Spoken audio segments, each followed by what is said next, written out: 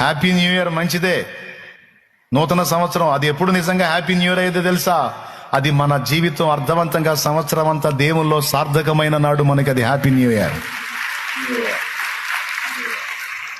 అప్పులు తీరితే happy new year, పిల్ల పుడితే హ్యాపీ న్యూ ఇయర్, పిల్లగాడు పుడితే హ్యాపీ న్యూ ఇయర్, పెళ్ళైది ఈ సంవత్సరంలో హ్యాపీ న్యూ ఇయర్.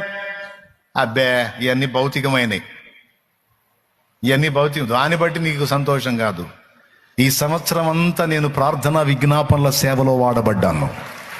ఈ సంవత్సరంలో అనేక రీతుల నేను నా దేవుని సేవ చేశాను. ఈ సంవత్సరంలో కనీసం కొంతమందికి నేను సువార్త ప్రకటించాను. ఈ సంవత్సరంలో కొంతమందికి నేను సువార్త కరపత్రాలు పంచాను.